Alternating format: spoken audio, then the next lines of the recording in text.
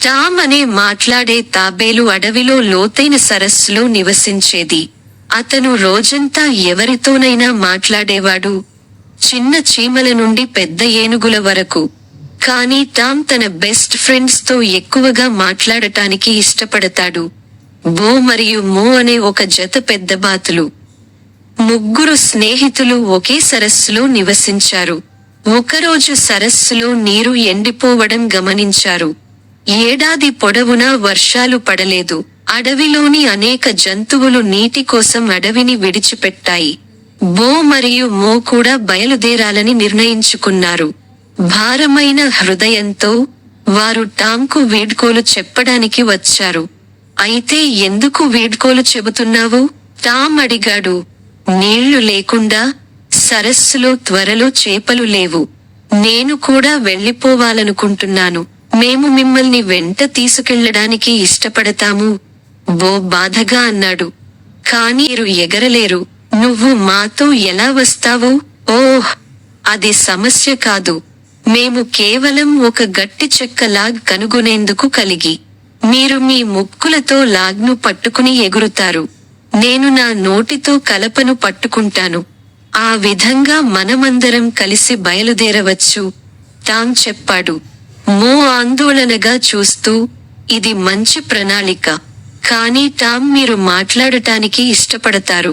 మేము గాలిలో ఉన్నప్పుడు మీరు నోరు తెరవలేరు. టామ్ నవ్వుతూ, ఇది ముఖ్యమైనది అయినప్పుడు నేను నిశ్శబ్దంగా ఉండగలను. వెళ్దాం అబ్బాయిలు, ఇది ఒక సాహసం అవుతుంది. మరుసటి రోజు ఉదయం ముగ్గురు స్నేహితులు బయలుదేరారు. టామ్ ఉత్సాహంగా ఉన్నాడు. అతను తన జీవితమంతా నేలపైనే గడిపాడు. ఇప్పుడు అతను ఎత్తు నుండి పర్వతాలను చూడగలిగాడు. పొడవైన ఏనుగులు కూడా ఆకాశం నుండి చిన్నవిగా కనిపించాయి. ఇదంతా తన స్నేహితులతో చర్చించాలనుకున్నాడు. కానీ మో మాటలు గుర్తొచ్చి నోరు మూసుకున్నాడు. ముగ్గురు వెంటనే ఒక గ్రామం మీదుగా వెళ్లారు.